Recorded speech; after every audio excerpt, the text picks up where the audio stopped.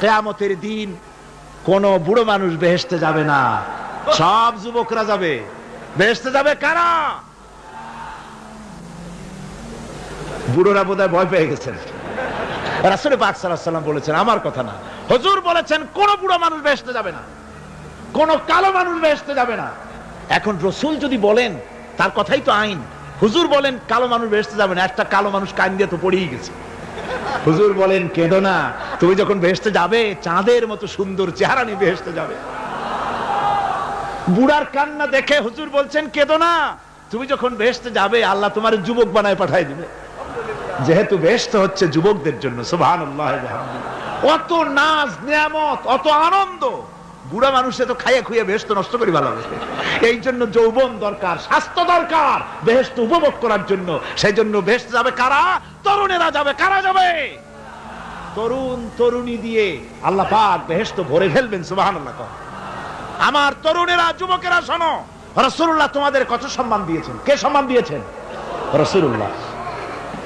রাসূলুল্লাহ এক জায়গায় বক্তৃতা করতেছিলেন, বক্তৃতা করছে, এমন সময় দেখা গেল একজন তরুণ সাহাবী, নাম তার জারীর রাদিয়াল্লাহু তাআলা আনহু।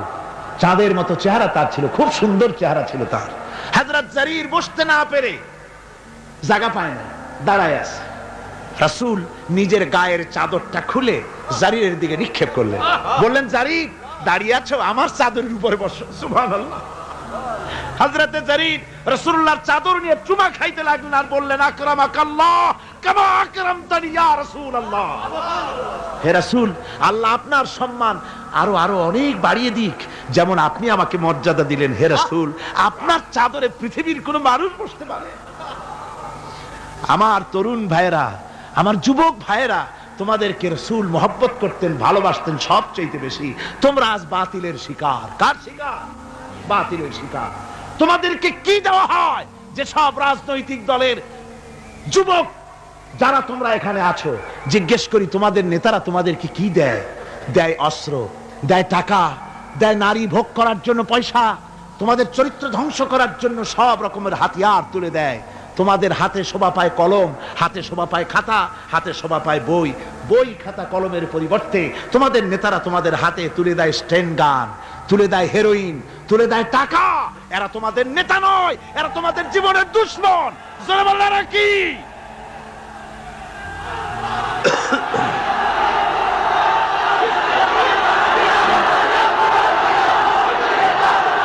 আমার যুবক ভাইয়েরা, আমার কলেজ ইউনিভার্সিটির ছাত্র ভাইয়েরা, একটুখানি মাথা খাটায় চিন্তা করো।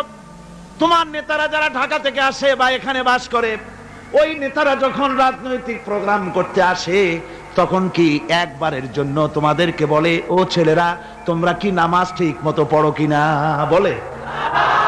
এই যে রোজা আসতেছে, খবরদার বাবারা তোমরা রোজা রেখো, এরকম কথা বলে নাকি? তোমার উস্তাদদের সম্মান করো, এ কথা বলে নাকি? বরং টাকা দেয়, পয়সা দেয়, যে শিক্ষক তোমার মতের উল্টা করবে ঠ্যাঙ্গাইয়া জনমের মতো টাইট করে দিবা। ঠিক কিনা? তোমার নেতারা কি কোনোদিন বলে নাকি ও আমার সংগঠনের ছেলেরা মা বাপের খেদমত করবে, মা বাপের সম্মান করবে, খবরদার মা বাপের সঙ্গে বেয়াদবি করবে না, সন্ত্রাস করবে না, অস্ত্রবাজি করবে না, মানুষকে কষ্ট দিবে না, এমন কোনো কথা বলে না? আমার যুবকেরা শোনো, ওরা টাকা দিয়ে, অস্ত্র দিয়ে, পয়সা দিয়ে, মদ দিয়ে ওরা নিজেদের ক্ষমতা টিকায় রাখার জন্য তোমাদেরকে লাঠির মতো ব্যবহার করে। সুতরাং আজকের তরুণদেরকে বুঝতে হবে, তরুণেরা ভালো করে বোঝো, তোমরা রাসূলের সৈনিক। কার সৈনিক?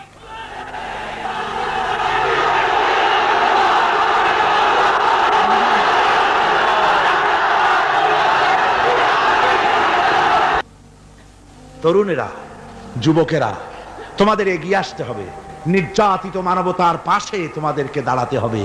আল্লাহ রাব্বুল আলামিন বলেছেন, ওয়ালা তাকুলু লিমান ইউকতালু ফি সাবিলিল্লাহি আমওয়াত বাল আহইয়াউ ওয়ালাকিন লা তাশউরুন।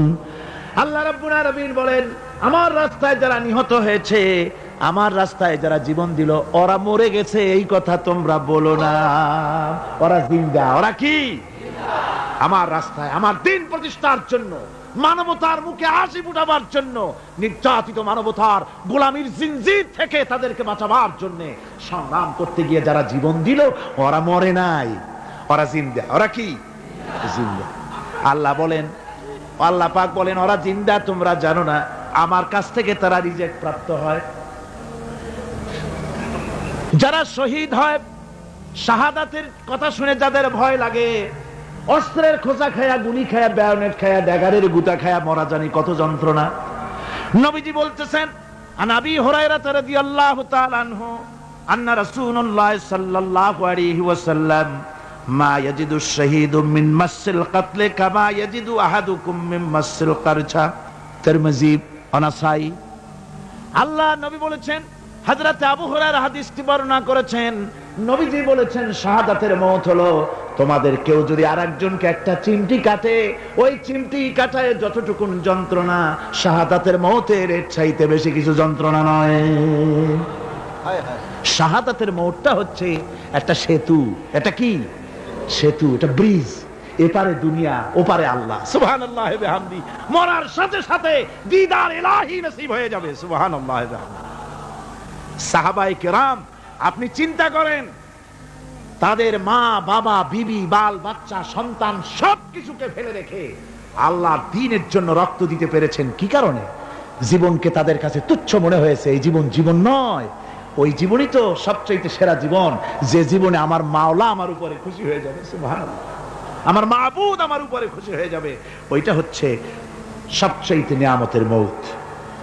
এই জন্য হুজুর সাল্লাল্লাহু আলাইহি ওয়াসাল্লাম বলেছেন, কেউ যদি শাহাদাতের তামান্না করে দিল থেকে, সে যদি তার বিছানায়ও মরে, আল্লাহ পাক ওটাকে শাহাদাত হিসেবে ধরে নেবেন।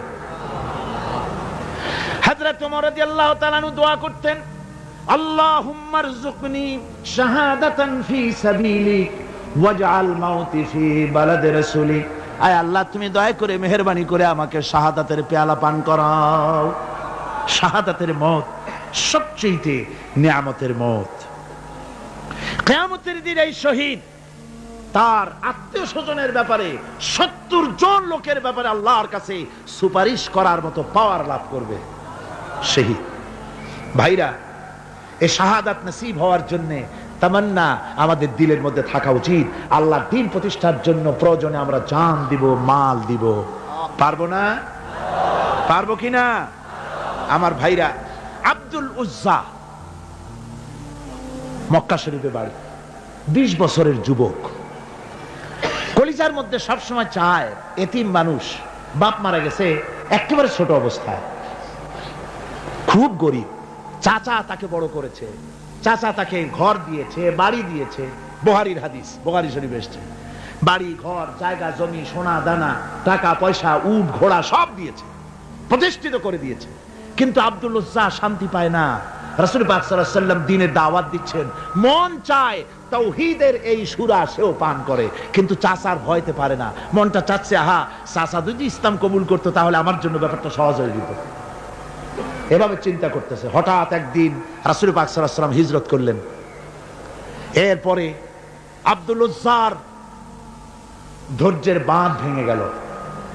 আব্দুল উজ্জা গিয়ে বলছে, চাচা, মুহাম্মদ সাল্লাল্লাহু আলাইহি ওয়াসাল্লামের নাম তো নিশ্চয়ই শুনেছেন। বলে, হ্যাঁ শুনেছি। তিনি যে ইসলামের দাওয়াত দেন, ওটা আপনার কাছে কেমন লাগে? তার মানে বলছে যে, আমার কাছে তো খুব ভালো লাগে। চাচা, ইসলাম কি কবুল করবেন? এই অগণিত মূর্তির সামনে মাথা নত করে আমাদের কোনো লাভ নাই। ওই মূর্তিগুলি আমাদের কোনো সাহায্য করতে পারে না। এক আল্লাহ বিশ্বাস করার জন্য মুহাম্মদ সাল্লাল্লাহু আলাইহি ওয়াসাল্লাম আমাদের বলেছেন। চাচা বলছে, খবরদার, এই কথা যদি আবার উচ্চারণ করো তাহলে আমি তোমাকে যা দিয়েছি সব ছিনায় নেব। আব্দুল উজ্জা বলছেন, তাহলে আর আমি সহ্য করতে পারলাম না। চাচা, আপনার সামনেই আমি ঘোষণা করলাম, একদিন চাপা রেখেছি, আর পারলাম না। আমি ঘোষণা করে দিলাম, লা ইলাহা ইল্লাল্লাহু মুহাম্মাদুর রাসূলুল্লাহ। পরিণতি জানো? আব্দুল উজ্জা বলল, কি পরিণতি? চাচা বলতেছি, এই কলেমা পড়ার কারণে আমি তোমাকে যা দিয়েছিলাম, ঘোড়া দিয়েছি, উট দিয়েছি, বাড়ি দিয়েছি, সব আমি তোমার কাছ থেকে ছিনাইলাম, সব ফেরত দিতে হবে। তিনি বললেন, আমি রাজি আছি, আমি রাজি আছি। আপনি আমার সোনা দানা ঘোড়া উট আর ঘর বাড়ি যা দান করেছেন, এই দুনিয়াটার মালিকও যদি আমারে বানাই দিতেন, আমি এর বিনিময়ে কলেমা পড়া থেকে আর আমি নিজেকে থামায় রাখতে পারি না। বলে আমার সব আমাকে ফেরত দাও। বলল দিলাম, যা আপনি দিয়েছেন সব আপনাকে ফেরত দিলাম। চাচা বলছে জায়গা জমি টাকা পয়সা সোনা দানা সব পেলাম, তোমার গায়ে যে জামা, তোমার পরনের যে লুঙ্গি, ওটা আমার টাকার খোলো। আব্দুল উজ্জা বললেন আপত্তি নাই। জামা খুলে দিলেন, পরনের লুঙ্গিটাও খুলে দিলেন। 20 বছরের যুবক এই অবস্থায় চলে গেলেন মায়ের কাছে। মা আব্দুল উজ্জাকে এই অবস্থায় দেখে 2 চোখ চেপে ধরলেন, বললেন বাবা তোমার এই অবস্থা কেন? ছেলে বলছে মা ইমান আনার কারণে আমি সব হারায় ফেলেছি, আমার আর কিছুই নাই। ইমান আনার কারণে আমার এই অবস্থা হয়েছে। মা বলছে বাবা আমার কাছে কি চাও? ছেলে বলছে মা আমি চলে যেতে চাই মদিনায়, আল্লাহ নবী মুহাম্মদুর রাসূলুল্লাহ সাল্লাল্লাহু আলাইহি সাল্লামের দরবারে চলে যেতে চাই, আমি একটু বস্ত্র চাই। মা একটা পুরানা কম্বল তার হাতে দিয়ে দিলেন। আব্দুল উজ্জা কম্বলটাকে ছিঁড়ে এক টুকরা কোন রকম হাঁটুর উপরে জড়ায় নিলেন, আর এক টুকরা গায়ে দিয়ে নিলেন। আব্দুল উজ্জা আবার বহু কষ্ট করে মরুভূমি পাড়ি দিয়ে মদিনা মুনাওয়ারায় চলে গিয়ে বাবি জিবরিল থেকে ঢুকে আসহাবে সুফফার চবুতরার সামনে বসে আছেন, ছেঁড়া কম্বল পরা। এবার বিশ্ব নবী দুনিয়া আখিরাতের বাদশা জনাবে মুহাম্মদ রাসূলুল্লাহ সাল্লাল্লাহু আলাইহি ওয়াসাল্লাম যখন মসজিদের নিজের ঘরের থেকে দরজা খুলে বেরিয়েছেন, দেখেন এক যুবক বসা, একটা আধাটা কম্বল পরা, হাঁটুর উপরে কোন রকম করে রানটা লজ্জাস্থানটা ঢাকার, গায়ে একটা ছেঁড়া কম্বল। তার এই অবস্থা দেখে হুজুর জিজ্ঞেস করেন তুমি কে? যুবক বলছে আমি আব্দুল উজ্জা। ইসলাম কবুল করার জন্য আমার সব ছিল, আমি কম ধনী ছিলাম না, আমার চাচা সব নিয়ে গেছে, সিনাই রেখেছে, আমার লুঙ্গিটাও দেয় নাই। ঘটনা সব তিনি খুলে খুলে বললেন। হুজুর বললেন তোমার নাম আব্দুল উজ্জা নয়, তোমার নাম আব্দুল্লাহ। আব্দুল্লাহ জুলবাজাদাইন তার নাম। হযরত আব্দুল্লাহ জুলবাজাদাইন কি রাসূলুল্লাহ দিয়া দিলেন, আসহাবে সুফফাদের সাথে মিলাই দিলেন, এখানে থাকো, খাবার আসতে পরে খাবে। তাদের সব সময় খাবার থাকতো না। আসহাবে সুফফায় তারা থাকতেন যাদের ঘর নাই, বাড়ি নাই, থাকার জায়গা নাই। ক্ষুধার জ্বালায় যখন তারা অতিষ্ঠ হয়ে যেতেন, নবীজি ঘরের থেকে তাহাজ্জুদের জন্য যখন বেরোতেন, ক্ষুধার্ত সাহাবীরা রাসূলের চেহারা দেখার সঙ্গে সঙ্গে ক্ষুধা নিবৃত হয়ে যেত। হযরত রাসূল পাক সাল্লাল্লাহু আলাইহি ওয়াসাল্লাম আব্দুল্লাহকে ওনাদের মধ্যে ভিড়ায় দিলেন। আব্দুল্লাহ এবার কোরআন শরীফ পড়ে। কোরআন শরীফ পড়তে গিয়া চিল্লায় চিল্লায় তিনি পড়েন, আস্তে আস্তে পড়েন না। সাহাবীরা বিরক্ত হয়ে রাসূলের কাছে নালিশ করলেন যে বড় চিল্লায় কোরআন পড়ে, আমাদের নামাজেও ডিস্টার্ব হয়। হুজুর বলেন সাহাবীরা কেউ আব্দুল্লাহর ব্যাপারে কোনো কথা বলবে না, তারে চিল্লাইতে দাও, যেহেতু ঈমানের জন্য তারে বড় মূল্য দিতে হয়েছে। পরনের লুঙ্গিটা পর্যন্ত আনতে পারে নাই, যত খুশি চিৎকার করেছে আল্লাহর কালাম পড়ুক। তাবুকের যুদ্ধ, রাসূলুল্লাহ তাবুকের দিকে রওনা করেছেন, 30,000 সৈন্য নিয়ে রওনা করেছেন। ওই জিহাদে মানুষেরা প্রাণ ভরে রাসূলুল্লাহকে সাহায্য করেছেন। মেয়ে লোকেরা নাকের ফুল, কানের দুল, গলার হাল খুলে খুলে রাসূলের কদম মোবারকে দিয়ে দিয়েছে। ধনীরা টাকা পয়সা সব দিয়েছে। হযরত আবু বকর তো যা ছিল সব এনে দিয়েছে, কিছু ছিল না ঘরে। রাসূল রওনা করলেন। প্রতিমধ্যে হযরত আব্দুল্লাহ জুলবাজাদাইন আল্লাহ নবীর খেদমতে হাজির হয়ে বলেন হুজুর সবাই তো সব দিল, আমার কিছুই নাই, কিছু দিতে পারলাম না। হুজুর আপনি আমার জন্য দোয়া করেন, আমি যেন এই তাবুকের ময়দানে কাফেরদের বিরুদ্ধে লড়াই করে যেন শহীদ হয়ে যেতে পারি। মাল দিতে পারি নাই, কিন্তু আল্লাহর জন্য যেন আমার জীবনটা দিয়ে দিতে পারি। ও চট্টগ্রামের যুবকেরা, তরুণেরা, তোমাদের মতো 20 বছরের তরুণ হযরত আব্দুল্লাহ জুলবাজাদাইন শাহাদাতের তামান্না করে রিসালাতে মাহবের কাছে দাঁড়িয়েছেন। হুজুর বললেন একটা গাছের বাকল নিয়ে আসো। একজন একটা বাকল নিয়ে এলো। রাসূলুল্লাহ ওই বাকলটা আব্দুল্লাহ জুলবাজাদাইনের হাতে লাগাই দিলেন। রাসূলুল্লাহ বললেন আয় আল্লাহ, আমি আব্দুল্লাহর রক্ত কাফেরদের জন্য হারাম করে দিলাম। হযরত আব্দুল্লাহ বলছেন ইয়া রাসূলুল্লাহ, আমি চাইছিলাম শহীদ হব, আর আপনি আমার রক্তটা হারাম করে দিলেন কাফেরদের জন্য। আল্লাহর নবী বলেন আব্দুল্লাহ রে কোনো চিন্তা করো না, তোমার মৃত্যু যদি জ্বরেও হয় আল্লাহ রাব্বুল আলামিন তোমার শাহাদাতের দরজা দিয়ে দিবেন। তাবুকের প্রান্তরে চলে গেলেন। কয়েকদিন ওই তাবুকের ময়দানে থাকায় রাসূলের কাছে খবর এলো আব্দুল্লাহ মারাত্মক জ্বরে আক্রান্ত হয়ে ইন্তেকাল করেছেন।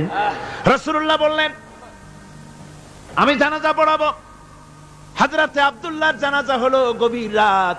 কবরের ভিতরে একজন দাঁড়ায়া লাশ ধরার জন্য একজন কবরের ভিতরে দাঁড়িয়েছে।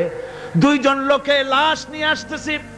হযরতে বেলাল আলো উঁচু করে দাঁড়ায় ধরে আছে। অন্ধকার রাত, কবরের ভিতরে একজন দাঁড়ানো, লাশ নিয়ে এসেছে দুজনে। কবরের ভিতরে যিনি দাঁড়ানো তিনি বলছেন এই লাশকে তোমাদের ভাইকে আদবের সাথে কবরে রাখো। কবরের মধ্যে যিনি দাঁড়ানো তিনি আর কেউ নয়, বিশ্বনবী মুহাম্মদুর রাসূলুল্লাহ সাল্লাল্লাহু আলাইহি ওয়াসাল্লাম। হযরতে রাসূলুল্লাহ বলতেছেন আবু বকর ওমর তোমাদের ভাইকে আদবের সাথে কবরে রাখো, খবরদার বেয়াদবি করো না। কবরের মধ্যে আল্লাহ নবী আব্দুল্লাহ জুলবাজাদাইনকে নিজ হাতে শোয়াই দিয়া কবরের উপরে পাথর বিছিয়ে দিয়ে নবীজি বললেন রব্বুল আলামিন আজকের এই সন্ধ্যা পর্যন্ত আমি আব্দুল্লাহর প্রতি রাজি ছিলাম, তুমিও আব্দুল্লাহর প্রতি সন্তুষ্ট হয়ে যাও। হযরত ইবনে মাসউদ রাদিয়াল্লাহু তাআলা আনহু বলেন আমি চিৎকার মেরে কেঁদে কেঁদে বললাম আল্লাহ আজকে যদি এই কবরে আব্দুল্লাহ না হয়ে আমি হতাম আমার কিসমতটা ভালো হয়ে যেত। যুবকেরা, ও তরুণ মুসলমানেরা, তোমরাই রক্ত দিয়ে ইসলাম কায়েম করেছো। কে কায়েম করেছে ইসলাম? মুসলিম তরুণেরা, মুসলিম যুবকেরা, তোমাদের অবদান সব চাইতে বেশি। আজ মুসলমান যুবকদের চরিত্র নাই, মদ, জুয়া, জেনা, ব্যভিচার করে করে সর্বনাশ করে দেওয়া হলো। সরকারি ভাবে বেসরকারি ভাবে বিভিন্ন ভাবে যুবকদেরকে মিসগাইড করার জন্য মদ দেওয়া হয়, টাকা দেওয়া হয়, অস্ত্র দেওয়া হয়, সব দিয়ে যুবকদের চরিত্র নষ্ট করা হচ্ছে। অথচ যুবক হচ্ছে একটা জাতির মেরুদণ্ড। জাতির কি মেরুদণ্ড? এই মেরুদণ্ডকে ঘুণে ধরেছে, এই মেরুদণ্ড নষ্ট করার ব্যবস্থা করা হয়েছে। আমার মুসলমান ভাইয়েরা, হাদিস থেকে শোনো, বদরের প্রান্তরে যুদ্ধ হবে। রাসূলুল্লাহ সাহাবায়ে কিরামদেরকে রেডি করেছেন, কিন্তু এই যুদ্ধটা বড় মারাত্মক, এই জিহাদ বড় মারাত্মক। জিহাদ হবে, চাচার বিরুদ্ধে ভাতিজা জিহাদ করবে, বাপের বিরুদ্ধে সন্তান অস্ত্র ধারণ করবে, ভাইয়ের বিরুদ্ধে ভাই অস্ত্র ধারণ করবে। কোন জিহাদ? বদর। কোন জায়গায়? বদর। মক্কা থেকে যারা আসতেছে সব চাচা, ভাই, মামু, খালু, এরা আসতেছে। আপন আপন লোকের আপন লোকের বিরুদ্ধে অস্ত্র ধারণ করবে। এটা কি সহজ? কোন এটা কি সহজ? রাসূলুল্লাহ যুদ্ধের কথা মানুষকে বুঝাচ্ছেন, একটু ইতস্তত করছেন। হযরত রাসূল পাক সাল্লাল্লাহু আলাইহি ওয়াসাল্লাম যুদ্ধের কথা সাহাবায়ে কিরামদের সামনে পেশ করতেছেন আর একটু ইতস্তত করতেছেন। এই কঠিন যুদ্ধে সাহাবীরা কিভাবে মেনে নেবে? রাসূলের মনের অবস্থা বুঝতে পেরে হযরত মিকদাদ রাদিয়াল্লাহু তাআলা আনহু বর্ষিয়ান সাহাবী তিনি দাঁড়ায় গেলেন। তিনি দাঁড়ায় বলছেন ইমদি বিনা ইয়া রাসূলুল্লাহ হাইসু মা তাশা।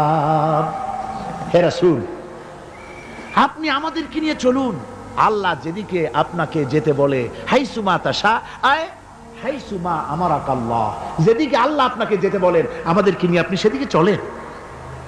ইন্না লা নাকুলু লাকা কামা ক্বালা বানু ইসরাঈল লিমূসা আলাইহিস সালাম ইযহাব আনতা ওয়া রাব্বুকা ফাকাতিলা ইন্না হাহুনা কাঈদুন। আমরা মুসা আলাইহিস সালামের উম্মতের মতো বলবো না যে হে মুসা তুমি আর জিবরাইল আর তোমার আল্লাহ যুদ্ধ করো, আমরা ঘরে বসে আরাম করি। এই কথা আমরা বলবো না হুজুর। বাল ইযহাব আনতা ওয়া রাব্বুকা ফাকাতিলা ইন্না মাআকুমা মুকাতিলুন। হে রাসূল, বরং আমরা বলবো আপনি যুদ্ধ করুন, আপনি আমাদের নিয়ে চলুন, আমরা লড়বো আপনার সাথে কাফেরদের বিরুদ্ধে। ততক্ষণ পর্যন্ত লড়বো মা দামাত আইনুম মিন্না তাতাররাফ। ও রাসূল, যতক্ষণ আমাদের চোখের একটা পাতাও নড়ে ততক্ষণ আপনার সাথে আমরা লড়বো। সুবহানাল্লাহ। মানে জীবন যতক্ষণ আছে আপনার সাথী হয়ে কাফেরদের বিরুদ্ধে লড়তে থাকবো। হুজুর খুব খুশি হয়ে গেল। হুজুর কি হলেন?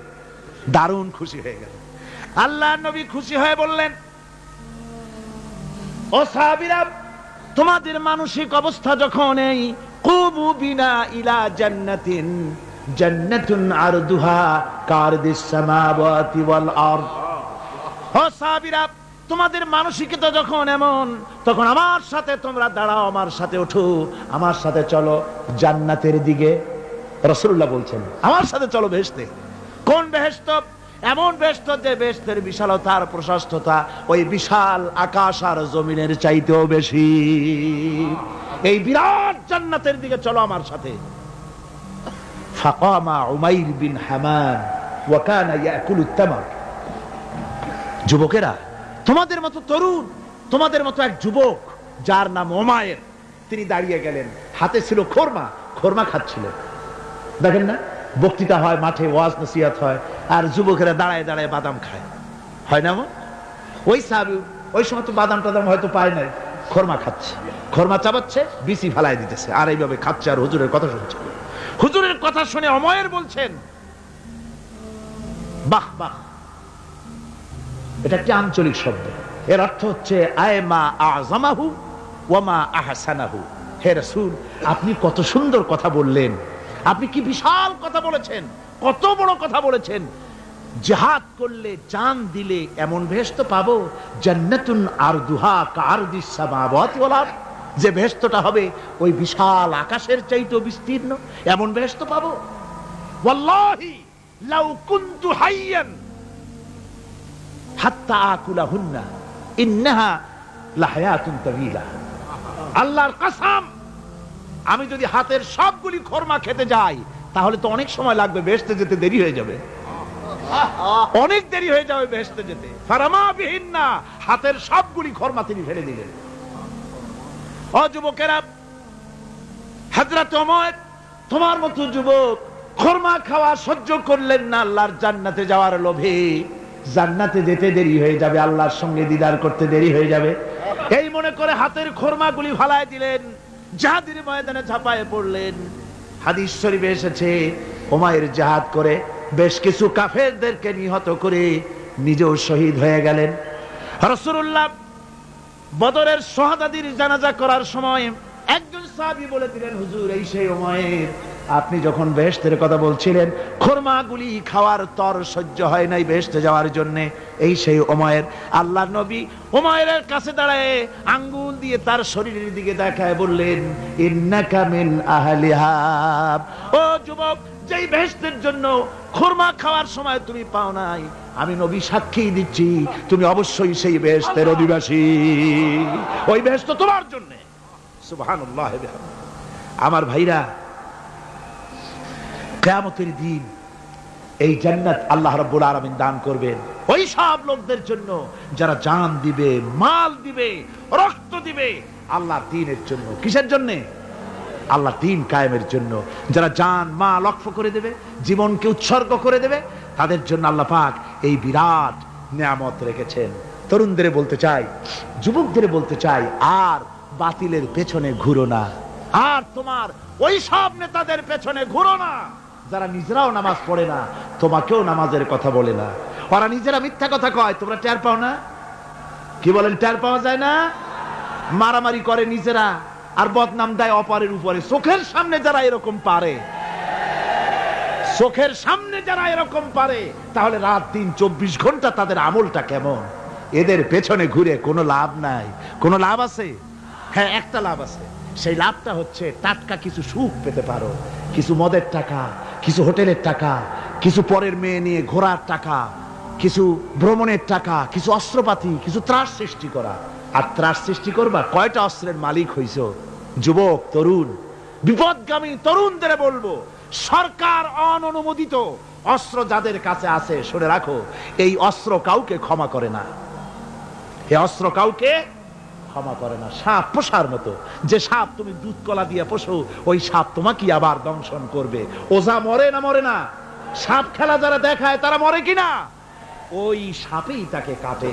সুতরাং গভর্নমেন্ট অনুমোদিত অস্ত্র তোমার কাছে, পাইপ গান, রিভলভার, স্টেন গান, এলএমজি, আদমজি, কত রকমের অস্ত্রপাতি যুবকদের কাছে। ঘুম নাই, সারা রাত অস্ত্র থাকে কাছে, আর কি কি লাল পানি খাইয়া চোখ দুইটা থাকে এত বড় বড়, দেখলেও ভয় করে, মাথায় ভাল্লুকের মতো চুল। মানুষ মারো তোমরা, মানুষ মারো, আহা, যারে মারলা একটুখানি হিউম্যানিটি, বিবেক দিয়ে চিন্তা করো। যাকে মেরেছ ওই রাত্রে তার বাড়ির কাছে যাও, ওই রাত্রে গোপনে তার বাড়ির কাছে গিয়ে দেখো তার মা কিভাবে তার সন্তানের জন্য কাঁদতেছে, মায়ের কোলটা খালি হয়েছে বলে কিভাবে কাঁদতেছে, তার বাবা কিভাবে কাঁদতেছে, তার বউ থাকলে কিভাবে ছটফট করতেছে, তার কলিজার টুকরা সন্তান থাকলে কিভাবে আব্বা আব্বা বলে কাঁদতেছে। যারে গুলি করে মেরেছো একবার বাড়ির কাছে গিয়ে কান পাচা শোনো। মনে রাখো যুবক, সন্ত্রাসীরা শুনে রাখো, অস্ত্র দিয়া মানুষকে যারা মেরেছো, আল্লাহর কসম করে বলি যেভাবে মেরেছো ওইভাবে তোমাকেও নিহত হতে হবে, কোনো সন্দেহ নাই। বাড়িতে গিয়ে ডায়েরিতে লিখে রাখো আমার কথা। থামুন, বাড়িতে গিয়ে ডায়েরিতে লিখে রাখুন, ডায়েরিতে লিখে রাখো, যদি তুমি কাউকে হত্যা করে তার বউকে যদি বিধবা বানায় থাকো, তোমার বউ বিধবা হবেই, কোনো সন্দেহ নাই। তুমি যদি কারো ছেলেকে এতিম বানায় থাকো, তোমার ছেলেকে আল্লাহ এতিম বানায় রাস্তায় ভিক্ষা করায় ছাড়বেন। তুমি যদি কারো বাপকে মাকে কাঁদায় থাকো, আল্লাহ রাব্বুল আলামিন তোমার মা বাপকে কাঁদাবেন। তুমি যদি বেয়নটের খোঁচা দিয়া, ড্যাগারের খোঁচা দিয়া একটা মানুষকে যদি বুক ফেড়ে থাকো, তোমার বুকটা ঝাঁঝরা করে দেওয়ার মতো অস্ত্র আল্লাহ তৈরি করে রেখেছে। বিশ্বাস করো, বিশ্বাস করো। অননুমোদিত অস্ত্র থানায় জমা দিয়ে দাও, মসজিদে ঢোকো, নামাজ পড়ো, চরিত্রবান হয়ে যাও। তোমাদের প্রতি আমার উদাত্ত দাওয়াত, আমার বুক ভরা দরদ। তোমাদের বিরুদ্ধে আমাদের কোনো বিদ্বেষ নাই, হিংসা নাই, আছে কলিজা বড় দরদ। দেখতে পাচ্ছি জাহান্নামের দিকে যাচ্ছ, এ পথটা কোন দিকের পথ? জোরে বলেন, কোথার পথ? ওই নেতাদের পিছনে আর চলো না, তওবা করো। ওই নেতাদের পিছনে আর যাবে না যারা তোমাদেরকে টাকা দেয় আর অস্ত্র দেয়, যারা তোমাদেরকে মদ দেয় আর নারী দেয়, ওদের পেছনে আর চলবে না। ওয়াদা করো। যুবকরা কি পারবে ওয়াদা করতে? ওই সব নেতাদের পিছনে জীবনে আর যাবে না, ওয়াদা করতে পারো? হাত উঁচু করে দেখাও যুবকেরা।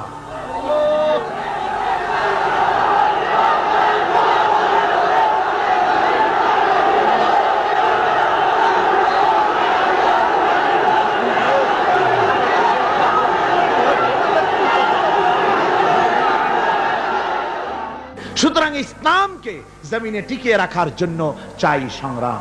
তাই আল্লাহ রাব্বুল আলামিন বলেছেন, ওয়াতুজাহিদুনা ফি সাবিলিল্লাহি বিআমওয়ালিকুম ওয়া আনফুসিকুম যালিকুম খায়রুল লাকুম ইন কুনতুম তা'লামুন। আল্লাহ পাক বলেন, আমার রাস্তায় জিহাদ করো, জান দাও, মাল দাও, জান দাও, জিহাদ করো, এটাই হলো উত্তম কাজ। যদি তোমরা ইসলাম বুঝে থাকো এটাই তোমাদের জন্য কল্যাণকর। আগে বলেছেন মালের কথা, পরে জানের কথা। আগে কোনটা? মাল, পরে জান। যেহেতু আমরা জানের চাইতে মালের মহব্বত করি বসি, ঠিক কিনা? তো মালের মহব্বত করি বেশি, আমরা কথায় কথায় বলি আরে ভাই দরকার যদি হয় জানটা দিয়ে দিব, আর জান যদি দিয়েই দেন তো মালটা তো থেকেই গেল। এই জন্য আল্লাহ বলেছেন মাল আগে দাও, তারপরে জান দাও।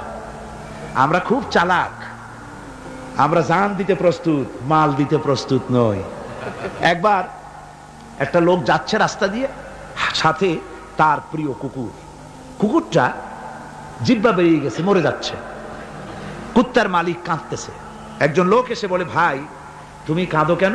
কয় যে আমার এই কুত্তাটা খুব প্রিয় কুকুর, কুকুরটা মরে যাচ্ছে তাই কাঁদছে। কুকুর মরে কেন? কয় কুকুরটা মরতেছে 3 দিন ধরে আমি কোনো খাবার তাকে দিতে পারি না, সেই জন্য কুকুরটা মরছে। আচ্ছা হোক কুকুর, তবু তো আল্লাহর সৃষ্ট এক প্রাণী, কি খেতে দেওয়া যায়? এদিক ওদিক তাকায় দেখে কুকুরের মালিকের কাছেই রয়েছে একটা পোটলা। কয় মিয়া তোমার এই পোটলার মধ্যে কি? কয় পোটলার মধ্যে হালুয়া আর রুটি। তোমার পোটলার মধ্যে হালুয়া আছে, রুটি আছে, কুত্তা মরে ক্ষুধার জ্বালায় তুমি খালি কান্দো, ওর থেকে এক টুকরা রুটি দিলেই তো কুত্তা বাঁচে। কুত্তার মালিক বলছে, মিয়া সাহেব ওই সব ফতো আমারে শুনেন না, এগুলো আমি খুব জানি। রুটি আর হালুয়া দিলেই তো আমার পয়সা খরচ হবে, ওর দরদে যে কাঁদতেছি এর জন্য তার পয়সা খরচ হচ্ছে না। আমাদের অবস্থা কিন্তু তাই হয়েছে। ইসলাম বিদায় হয়ে যায়, যাক না, কিন্তু আমি কাঁদবো, পয়সা দিব না। রাসূলের করুণ ঘটনাগুলি শুনে চোখের পানি ফেলবো, কিন্তু এই করুণ ঘটনা কেন ঘটলো সেই ময়দানে আমরা পা ফেলবো না, এরকম একটা অ্যাটিটিউড, এ ধরনের একটা মেন্টালিটি আমাদের মধ্যে গ্রো করেছে। ঠিক কিনা কর? আমার ভাইয়েরা, মাল দিতে হবে, জান দিতে হবে, সবকিছুকে উৎসর্গ করে দিতে হবে আল্লাহর দ্বীন প্রতিষ্ঠার জন্য। যার পয়সা আছে, পয়সা দিয়ে কি করবেন যদি আল্লাহর দ্বীন এ জমিনে কায়েম না হয়? আল্লাহর দ্বীন কায়েম না হলে অসত্য, বদমাশি, শয়তানি, সব রকমের অন্যায় কাজ দিয়ে ভরে যাবে দেশ, ক্রমান্বয়ে অশান্তির দিকে যাবে। শান্তি আসবে কেবলমাত্র ইসলাম প্রতিষ্ঠা হলে পরে। আমাদের অবস্থা হলো যে আমরা ওই কুফাবাসীদের মতো। তাদের মতো? কুফাবাসীদের মতো। কুফাবাসীরা হযরত ইমাম হোসেনের জন্য দারুণ ভাবে কেঁদেছে। ঠিক কিনা? কুফাবাসীরা ইমাম হোসেনকে দাওয়াত দিছিল কারা? কুফাবাসীরা। অনেকগুলি চিঠি তারা লিখছে। কুফাবাসীরা ইমাম হোসেনকে ভালোবাসতো, দাওয়াত দিয়েছে, তার জন্য কেঁদেছে।